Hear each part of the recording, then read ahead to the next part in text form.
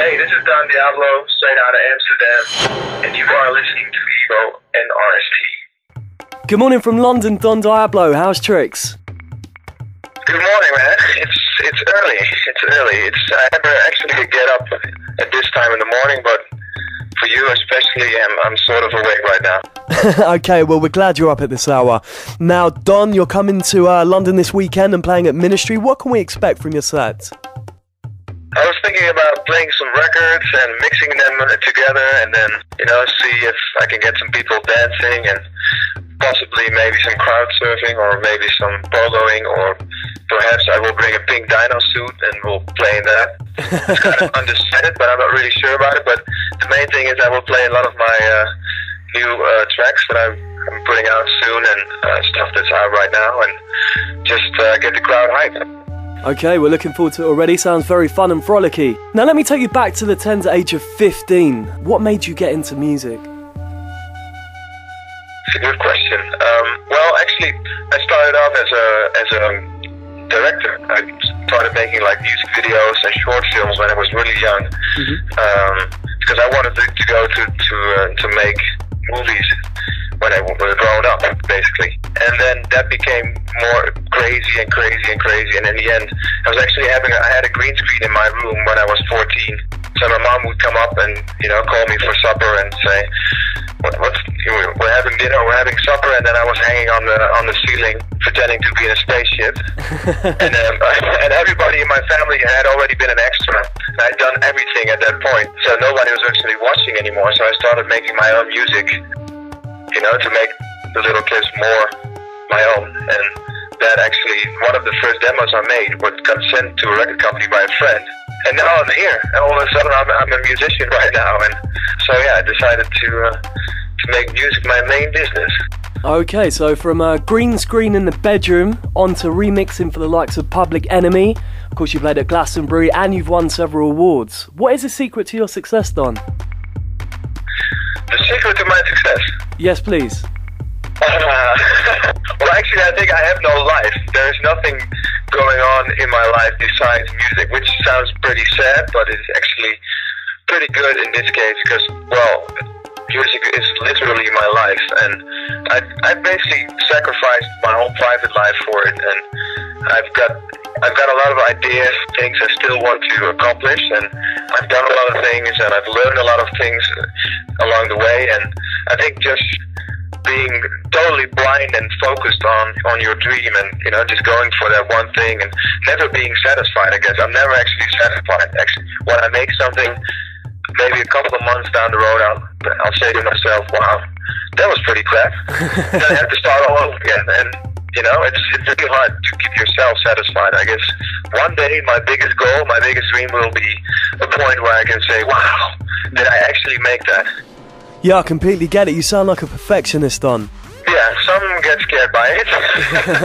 Yeah, no, you could say that for sure. I mean, I'm a very big control freak, and I'm very happy. I'm working with some great people, on the management side of things, but when it comes to my music, I'm still doing everything by myself, and the biggest part of the music videos and all the stuff around it, like artwork, I'm very involved in it, and I mostly do it myself.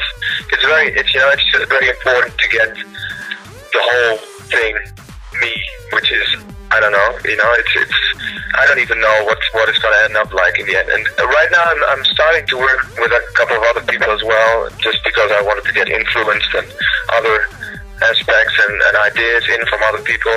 Are you at liberty to foremention any of these artist collaborations? Well, yes. There's a new track with Example, and then I actually produced 3 tracks for his album as well. There's the EP with Sydney, and then I've got an EP coming up with Diablo, and the other stuff is still in the pipeline. You never know where it's going to end up. I made a track actually with this girl from New York called Maluka, who's also on Diplo's label, Mad Decent. And that's actually, it sounds almost like a Khalees on speed kind of thing. Pretty interesting. Okay, so we look forward to hearing the new forthcoming stuff. So let's keep you in the studio, Don, and can you tell me which piece of essential studio kit you can't live without? The essential piece of kit I can't live without? Bar the computer, obviously. Well, yeah, that's actually kind of weird because I just switched from a PC to a Mac, and everybody was always raving about a Mac, and I'm actually the only guy in the world that has a Mac that keeps on crashing like 3 or 4 times a day. It's pretty weird. So I would say I'm actually kind of attached to my PC, which I can't get back right now because my whole system is built around the Mac at this point. So it's kind of weird. It's like nostalgia coming up on that side of things. But having said that, I just try to get the most out of the stuff that I have. I mean, a lot of people keep on buying new equipment, and I just keep on working with my old, like, Korg synthesizers and all the same plugins. What I do in a lot of my tracks is I use my vocals or my voice as an instrument. Oh wow! I just ram it through an amplifier or cut it up, and if I have an idea for a melody and I don't know the synth, do it with my voice, cut it up, and I was going to say something that I can't say on English radio, but lift it up, and yeah, and that mostly works for me. I don't know, and people always ask, oh, where did you get that sound? It's like, it's just me doing or something like that. That's actually a great tip for all the producers out there, you know, if you can't play the sound, you sing the sound or hum the sound. Very interesting indeed, Don. Now, moving on, rumour has it that you have a rather unorthodox way of working in the studio. Would you like to reveal what exactly happens behind that studio door? No, not really, man. Those rumours have to be killed, though. Bro, this is your chance to settle the score, as they say in London. Oh, no, there's like a rumour that I always work naked in my studio, but that's actually just a rumour, because it all started with, there was a point, like, a couple of years ago when I would work like 7 days in a row in my studio, and I wouldn't actually get out, and sometimes I wouldn't even be dressed, and then my manager would just stand in my studio all of a sudden because he has a key, be like, what the hell, what are you doing? What's going on here? But for me, it was like I get so sucked into the music that sometimes I don't eat, I don't put any clothes on.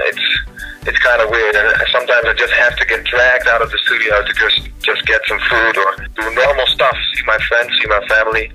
So that's how the rumor started, but it's not true. It's not true. Not fully true. It's all fine and dandy for our lady listeners, but I'm afraid you just put me off breakfast, man. There you go. I was actually planning on having some breakfast, and then you called me, and now I don't have any time anymore, so it's gone. Been a good like distraction for. You know, it's the best diet you have, I guess, just pursuing a dream and doing what you love. You know, it takes your mind away from food and being unhappy and just eating. Well, you've done fantastically well, Don, and of course, we look forward to seeing you at Ministry on Saturday. Great, man. Thank you very much. Speak to you soon. www.evorst.com